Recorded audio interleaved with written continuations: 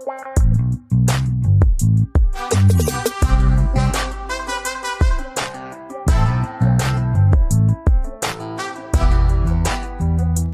assalamualaikum warahmatullahi wabarakatuh. Selamat datang di perkuliahan ke-6 dari mata kuliah mesin kapal perikanan ya. Jadi hari ini kita akan membahas mengenai sistem bahan bakar dan sistem udara pejalan dari mesin kapal.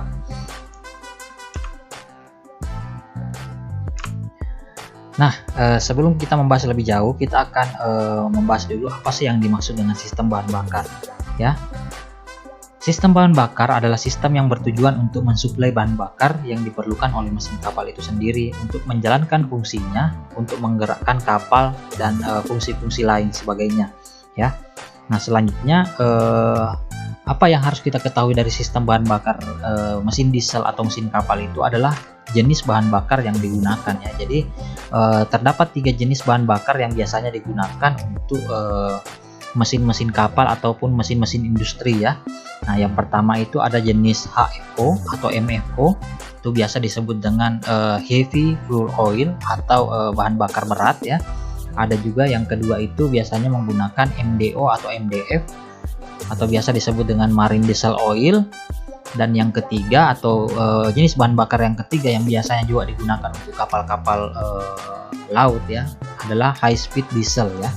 Nah, tapi untuk high speed diesel ini biasanya hanya digunakan untuk kapal-kapal laut yang menggunakan mesin-mesin kendaraan darat ya, yang diaplikasikan di laut ya, seperti mesin mobil truk ataupun mesin-mesin mobil kecil ataupun yang lain sebagainya ya. Itu yang menggunakan mesin-mesin mobil untuk digunakan sebagai mesin kapal.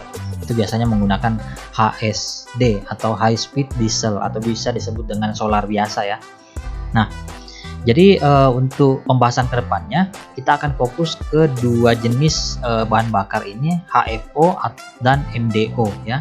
Nah, HFO itu sendiri biasanya digunakan oleh mesin diesel ya dengan putaran mesin yang rendah ya, seperti antara 300 rpm sampai dengan 1000 rpm. Jadi ini tidak diperuntukkan untuk mesin-mesin yang bisa berputar atau rpm-nya tinggi ya, khusus untuk maksimal 1000 rpm saja.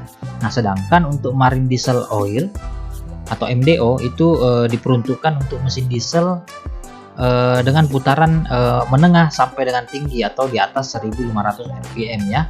Nah, sedangkan untuk HSD sendiri adalah mesin diesel untuk putaran tinggi ya, sampai dengan 3000 sampai dengan 4000 rpm. Makanya biasanya digunakan untuk mesin-mesin mobil darat ya.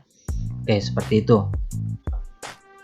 Nah, selanjutnya ya, untuk MFO itu sendiri biasanya digunakan untuk mesin-mesin diesel dengan tenaga di atas 5000 horsepower ya. Jadi walaupun RPM-nya itu tidak bisa lebih dari 1000 RPM, tapi tenaganya itu luar biasa ya, karena dia mesinnya lebih besar daripada mesin-mesin yang lain ya. Jadi MFO itu atau marine fuel oil itu digunakan untuk mesin-mesin dengan target tenaga itu di atas 5000 horsepower ya. Nah, sedangkan untuk mesin utama penggerak kapal dengan tenaga di bawah 5000 horsepower umumnya itu menggunakan bahan bakar minyak ringan atau biasa disebut dengan marine diesel oil ya. Nah, di situ saya tulis adapun perbedaan ya dari si MFO dan MDO ini adalah terdapat pada penambahan sistem pemanas dan bekerjanya full oil separator ya. Full oil separator ini tugasnya adalah untuk menyaring bahan bakar ya. Nah, jadi perbedaan antara MFO dan MDO itu, pada MFO sistem itu terdapat sistem pemanas bahan bakar dan ada sistem separator yang fungsinya untuk menyaring bahan bakar. Nah, ini bisa dilihat di gambar ya. Jadi ini merupakan bagan proses pemanasan minyak bumi menjadi bahan bakar yang biasa kita gunakan atau biasa kita temui sehari-hari di lingkungan sekitar kita ya. Nah, jadi ini sebenarnya tujuannya saya memperlihatkan ini adalah untuk mengetahui bahwa bahan bakar dari kapal itu sendiri merupakan bahan bakar yang kualitasnya atau tingkatannya itu paling rendah ya, atau bisa dibilang ampas-ampas dari semua bahan bakar yang telah diciptakan sebelumnya ini. Ampasnya itulah yang dimanfaatkan sebagai bahan bakar kapal ya, atau marine fuel oil ya. di bawahnya si bahan bakar kapal ini sudah aspal ya, dalam bentuk aspal. Jadi model-modelnya si bahan bakar kapal ini mirip-mirip aspal juga ya. Oke, nanti kita lihat ada gambarnya ya. Nah, yang pertama kita bahas dulu heavy fuel oil ya. Apa itu heavy fuel oil? Heavy fuel oil itu bukan termasuk dari penyulingan, tetapi dari sisa-sisa penyulingan ya. Jadi dia bukan hasil penyaringan atau penyulingan, tapi dia ampas-ampas dari penyulingan yang memiliki warna yang gelap seperti aspal ya. Ini gambarnya. Coba bayangkan kentalnya bahan bakar ini ya. Seperti sudah hampir menyerupai aspal dan memiliki kentalan yang lebih tinggi daripada diesel oil ya. Jadi kalau diesel oil atau light fuel itu, like diesel fuel itu lebih encer ya daripada yang ini. Nah, ini memiliki kekentalan yang tinggi, memiliki titik nyala yang lebih tinggi. Jadi kalau misalnya air atau kalau misalnya bensin itu anggaplah dia menyala pada suhu 200 derajat, maka kalau si HFO ini dia baru bisa menyala mungkin pada suhu 300 ataupun 400 derajat Celcius. Maka itu dikatakan bahwa titik nyalanya lebih tinggi daripada diesel oil ya. Nah, selanjutnya digunakan untuk industri besar, steam power, dan untuk kebutuhan yang mempertimbangkan tentang harga bahan bakar. Jadi sebenarnya tujuan penggunaan HFO ini adalah untuk efisiensi biaya ya. Jadi karena kebutuhan bahan bakar untuk kapal-kapal dan industri itu kebutuhannya sangat besar, sehingga kalau misalnya menggunakan high speed fuel diesel atau HSD itu akan sangat tinggi biayanya, sehingga dengan memanfaatkan ampas-ampas dari penyulingan bahan bakar yang tadi dijelaskan di awal itu, maka biaya yang dibutuhkan untuk kebutuhan bahan bakar kapal dan mesin-mesin industri itu dapat lebih murah ya, walaupun konsekuensinya harus menggunakan teknologi tambahan untuk mengolah bahan bakar ini sehingga dapat menjadi tenaga ya. Nah, selanjutnya ada yang namanya MDF atau Marine Diesel Fuel, atau biasa disingkat dengan Marine Diesel Oil, atau biasa juga disebut dengan light diesel oil atau bahan bakar ringan ya. Nah, MDF atau MDO ini adalah hasil penyulingan minyak yang berwarna coklat kehitaman yang berbentuk cair pada temperatur rendah. Jadi dia bentuknya itu sudah cair ya, hampir menyerupai bahan bakar yang biasa kita temui ya di Pertamina, cuma dia agak lebih kental sedikit dan dia tidak membutuhkan proses pemanasan ataupun pendinginan untuk mencapai bentuk yang cair seperti ini ya. Jadi pada suhu kamar juga dia sudah bentuknya seperti ini. Berbeda halnya dengan MFO tadi, yang ketika MFO itu kita mau mencairkannya atau agak lebih cair sedikit itu harus dipanaskan terlebih dahulu ya. Yang namanya seperti aspal. Jadi kalau mau agak lebih cair ya, maka ini kan sangat kental ya. Jadi kalau misalnya ini mau lebih cair supaya dapat diproses ya dan dapat disaring, itu harus dipanaskan terlebih dahulu ya. Nah, sedangkan si MDF ini dalam suhu yang rendah juga dia sudah bentuknya cair ya. Nah, MDF itu biasanya digunakan untuk medium speed diesel ya, atau kapal atau mesin-mesin kapal atau mesin-mesin industri ya dengan kecepatan yang menengah ya. Nah, atau biasa disebut juga dengan IDO atau Industrial Diesel Oil. Ini biasa digunakan untuk bahan bakar mesin-mesin diesel industri ya, pabrik-pabrik dan lain-lain sebagainya. Seperti itu. Nah, yang ketiga ada namanya yang tadi saya sebut ya, HSD atau High Speed Diesel. Penggunaan pada umumnya adalah untuk bahan bakar pada semua jenis mesin diesel dengan putaran tinggi atau di atas 1000 rpm ya. Biasa disebut sebagai solar, ini bentuk solar ya.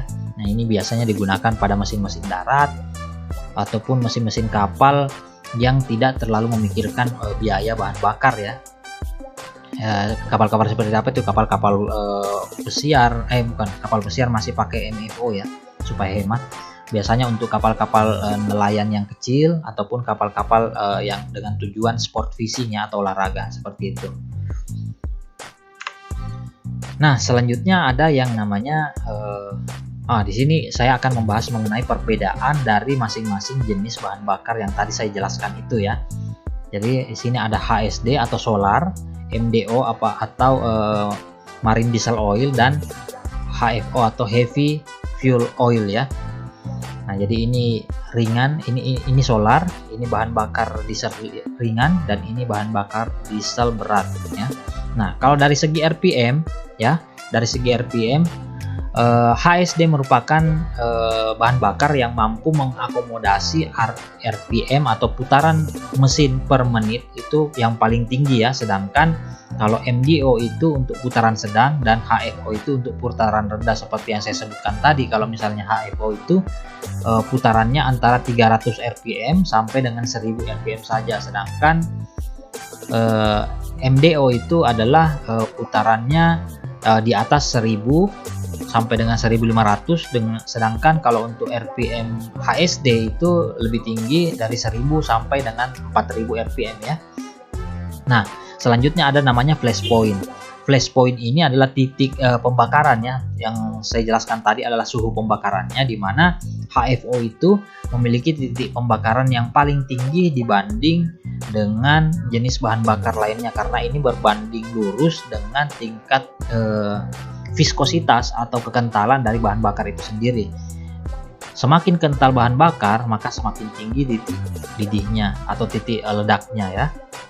Bisa juga disebut dengan titik nyala. Sedangkan kalau MDO, karena dia titik viskositasnya itu tidak terlalu cair tapi tidak juga kental, makanya dia titik flash point-nya itu sedang. Sedangkan untuk HSD itu flash point-nya itu sangat rendah ya, jadi semakin rendah flash point-nya maka semakin mudah bahan bakar tersebut terbakar ya. Nah, selanjutnya adalah viskositas atau kekentalan ya. Ini bisa kalian lihat, yang paling kental di sini adalah HFO ya, yang seperti aspal tadi, kemudian disusul dengan MDO, dan yang terakhir itu adalah HSD ya. Nah, yang selanjutnya adalah residu atau hasil pembakarannya ya, atau gas buangnya. Nah, kalau misalnya kita lihat dari sistem atau hasil pembuangan atau residunya, yang paling tinggi ya tentunya HFO ini, karena yang pertama HFO ini terbuat dari memang ampas-ampas dari pembuatan bahan bakar yang lainnya, jadi dia cuma menggunakan ampas-ampasnya sehingga ampas pembakarannya pun paling tinggi ya, sedangkan MDO itu berada pada posisi sedang, dan si HSD itu berada pada posisi yang rendah. Tapi coba dibayangkan ya, HSD saja atau solar biasa itu saja biasanya digunakan pada mobil-mobil truk ya, asapnya sudah luar biasa, bagaimana kalau misalnya HFO. Sedangkan asap-asap truk itu masih dalam kategori yang rendah, walaupun residu ini tentunya dipengaruhi juga dengan seberapa baik pembakaran dalam mesin ya, karena misalnya mesin-mesin truk tua juga walaupun dia menggunakan solar biasa ya atau HSD atau bahan bakar diesel dengan kualitas yang sudah paling bagus, itu kalau misalnya sudah tua mesinnya, sistem pembakarannya sudah tidak sempurna, maka tentunya juga akan banyak hasil residunya ya.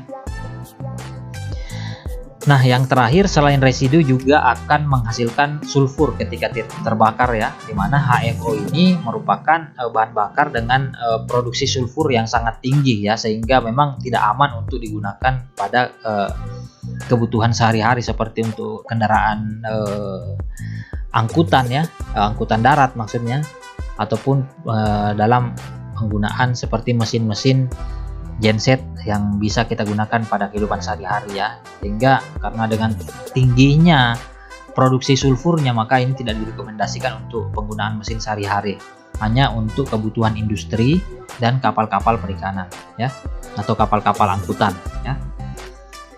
Selanjutnya saya akan menjelaskan mengenai sistem bahan bakar dari mesin diesel itu sendiri ya. Jadi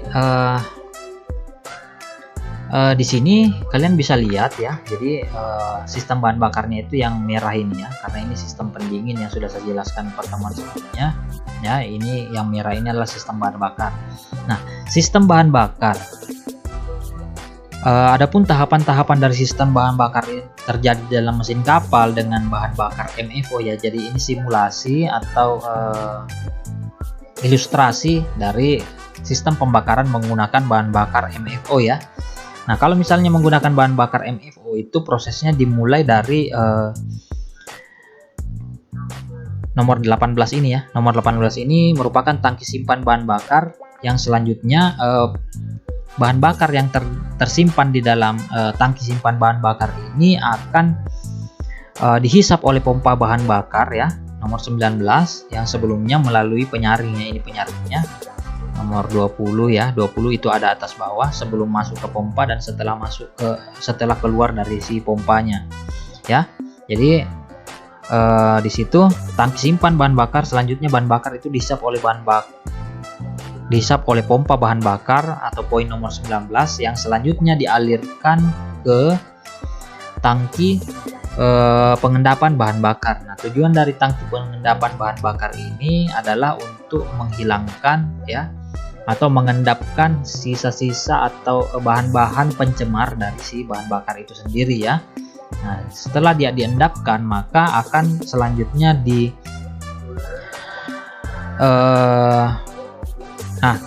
selanjutnya masuk ke nomor 22. Nomor 22 itu adalah pemanas bahan bakar. Nah, dari tangki pengendapan itu selanjutnya bahan bakar itu akan dipanaskan terlebih dahulu ya.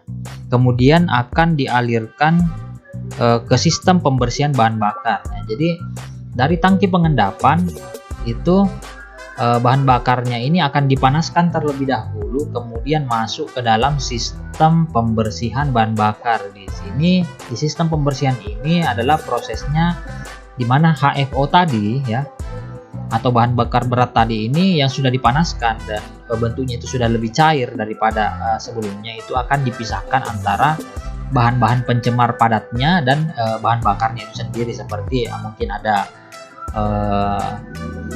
pasir atau bahan-bahan lain, bahan-bahan padat lain yang terikut di dalam ya, atau serbu-serbu besi dan lain-lain sebagainya, itu akan dipisahkan di alat pemisah bahan bakar ini nomor 23 ini ya.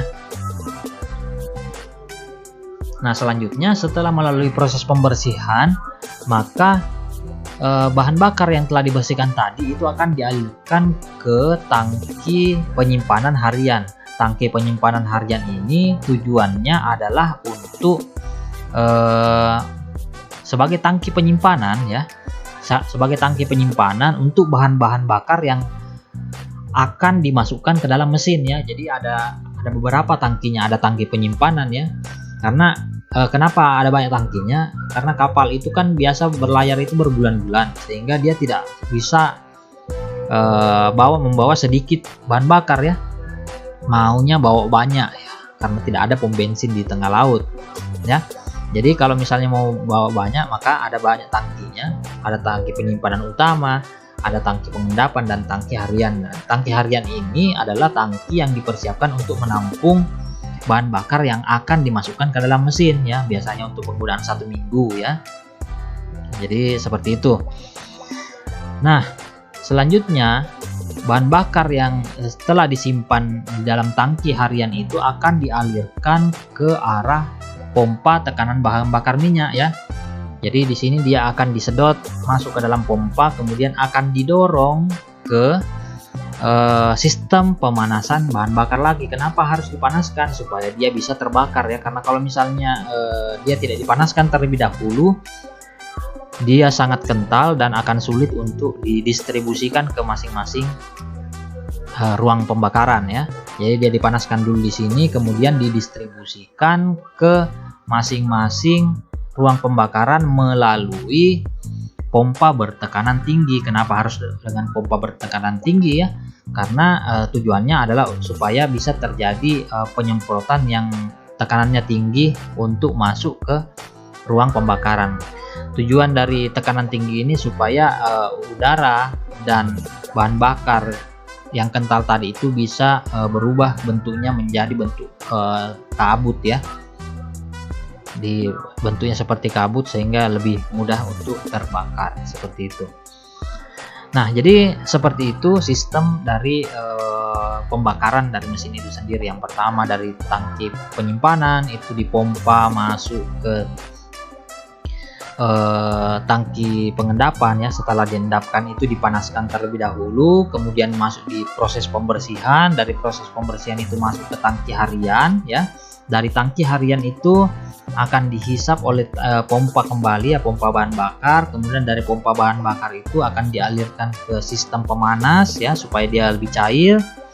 Kemudian dari sistem pemanas akan didistribusikan ke masing-masing ruang bakar melalui pompa tekanan tinggi ya, yang terdapat pada masing-masing ruang bakar itu sendiri ya. Kalau misalnya ini 6 silinder, maka pompa tekanan tingginya itu ada 6 biji juga ya.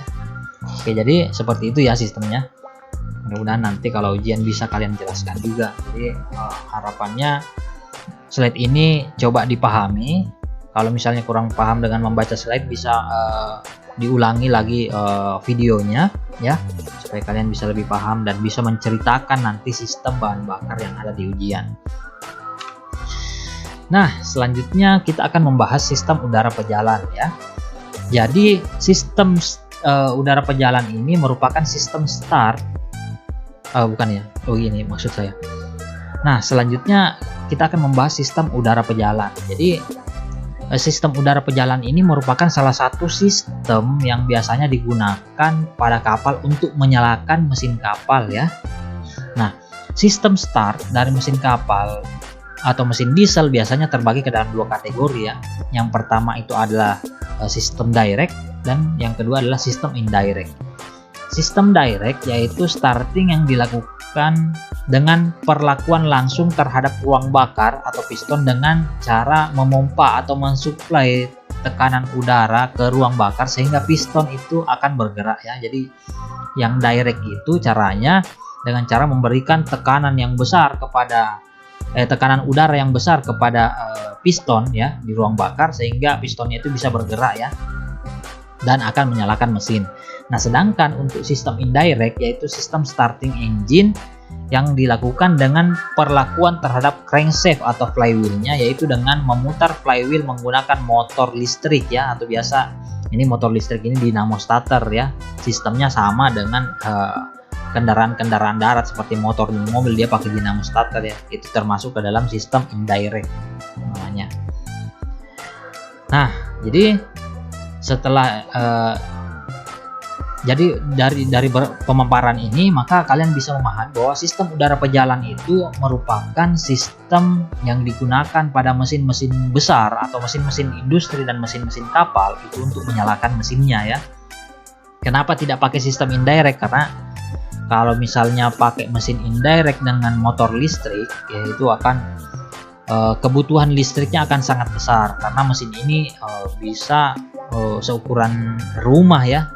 Jadi kalau bayangkan bagaimana caranya kita memutar mesin seukuran rumah itu kalau menggunakan motor listriknya mau sebesar apa dan sebanyak apa listrik yang dibutuhkan ya. Sedangkan penggunaannya itu kalau misalnya di laut itu kan tentunya listriknya terbatas ya. Oke, seperti itu. Nah, sistem udara pejalan ini sebenarnya sederhana ya.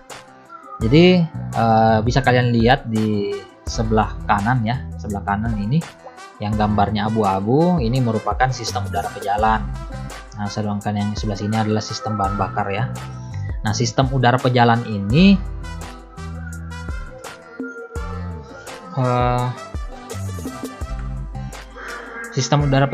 merupakan sistem starting engine pada mesin-mesin kapal maupun mesin industri, di mana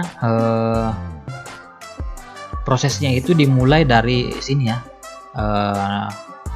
huruf I ya, dimana masuknya udara melalui saluran hisap karena dihisap oleh pompa atau kompresor udara ya, yang di sini adalah bagan H ya, dengan tekanan yang sangat tinggi yaitu tekanannya 25 sampai dengan 30 kg per cm persegi. Jadi kompresor ini itu tujuannya adalah mengambil udara dari luar, kemudian mengirimkan tekanan atau udara bertekanan tinggi ya dengan tekanan antara 25 sampai dengan 30 kg per cm persegi. Ini salah ya.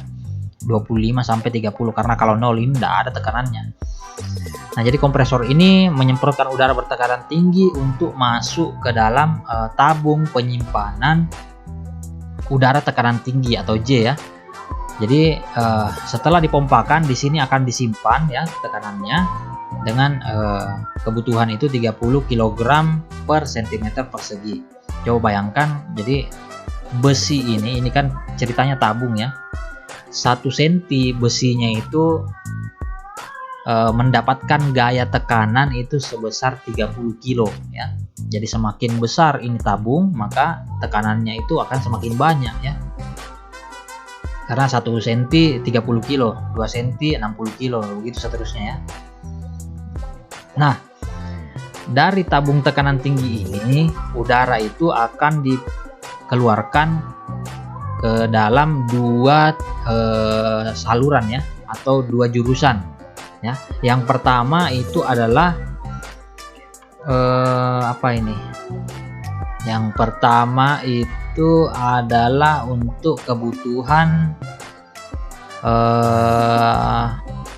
air starting ya, atau inilah yang menyalakan si mesin ya. Yang ini yang pertama itu dari sini masuk ke bawah langsung ke ruang bakar ya. Ruang bakar yang tujuannya adalah untuk mendorong pistonnya ini ke bawah sehingga mesinnya itu bisa bergerak ya. Nah, yang kedua itu akan memasuki tabung udara bertekanan rendah dengan tekanan udaranya itu mencapai 8 kg per cm persegi ya. Nah, tujuan dari jalur kedua ini yang tekanannya rendah ini ya adalah untuk supaya sebagai apa ya di sini, N itu N sebagai ini air starting valve ya. Jadi udara ini yang bertekanan rendah ini akan digunakan untuk mengatur buka tutup dari pintu yang akan dilewati oleh tekanan udara yang tinggi tadi ya. Jadi ini dari tekanan dari tabung tekanan tinggi itu masuk langsung ke mesin, tapi akan dibatasi oleh katup ya, dimana katupnya itu akan digerakkan oleh tekanan yang lebih rendah tadi. Jadi seperti itu sistemnya ya. Oke, saya rasa itu materi kita hari ini ya. Jadi hari ini merupakan pertemuan atau materi ke-6 ya, merupakan materi terakhir sebelum kita melaksanakan ujian tengah semester ya. Jadi harapan saya materi-materi sebelumnya itu tolong dipelajari ya, tolong disimak kembali ya rekaman-rekaman bahan ajar yang sudah saya share ya, karena semakin kalian memahami dari materi ini, semakin banyak kalian mengulang, membaca dan mendengarkan rekaman saya, maka mudah-mudahan kalian juga akan semakin paham dan saya harap bisa menjawab di ujian ya. Karena seperti yang saya katakan bahwa ya apa yang kamu dapat di ujian ya itulah yang akan saya tulis di nilai akhirmu ya. Saya rasa seperti itu ya. Lebih dan kurangnya mohon dimaafkan. Wabillahi taufiq wal hidayah. Wassalamualaikum warahmatullahi wabarakatuh.